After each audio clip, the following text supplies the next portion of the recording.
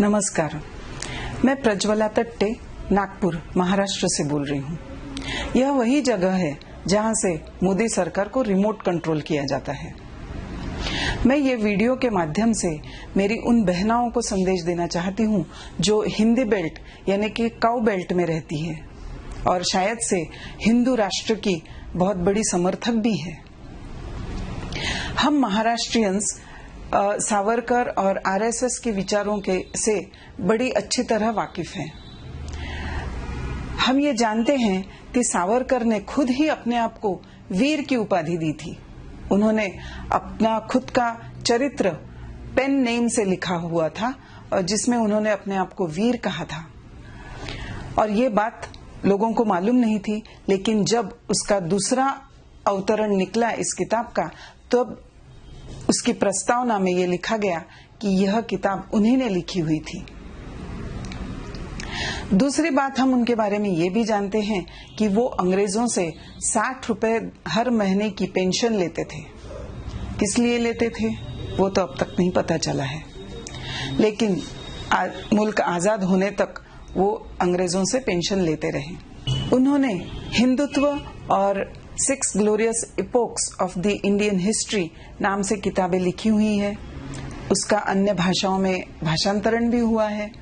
6 glorious epochs of Indian history का मराठी में 6 सोनेरी पाने ये भाषांतरण हुआ है।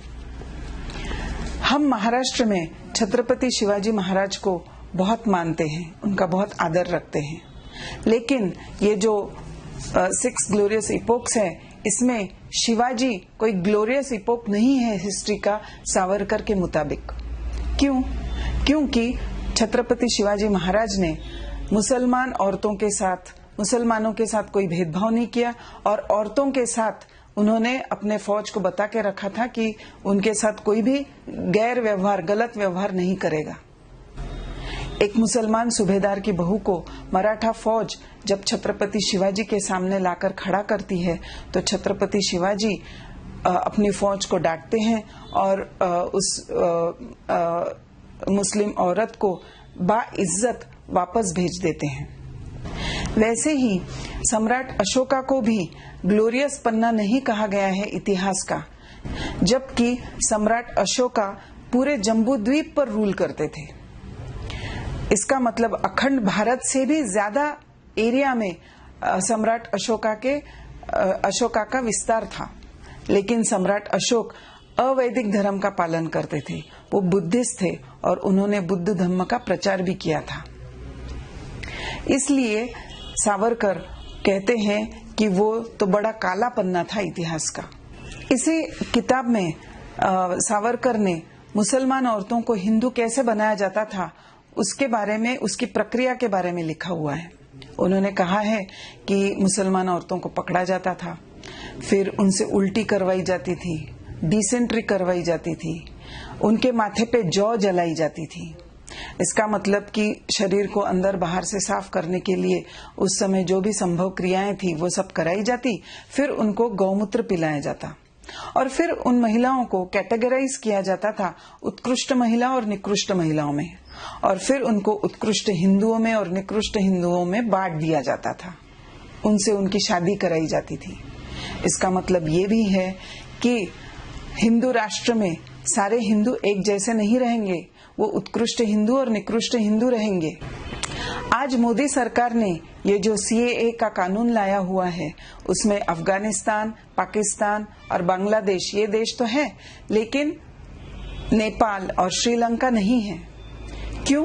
क्योंकि अखंड भारत का मैप जो था सावरकर का, वो उसमें भी नेपाल और श्रीलंका नहीं थे।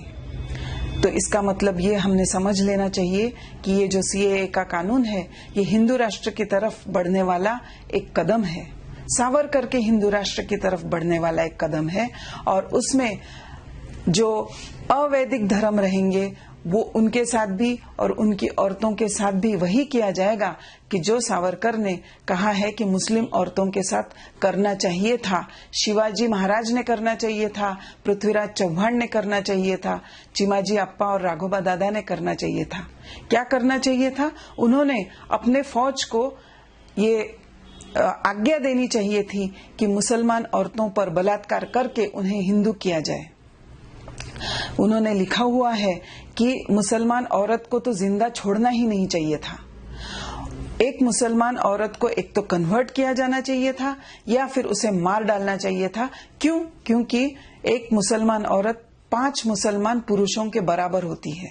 सावरकर भक्त सावरकर को बड़े आधुनिकतावादी मानते हैं, बड़े विज्ञानवादी मानते हैं, लेकिन क्या एक औरत 5 बच्चों को जन्म देगी, ये क्या आधुनिकतावादी सोच है? ये क्या विज्ञानवादी सोच है?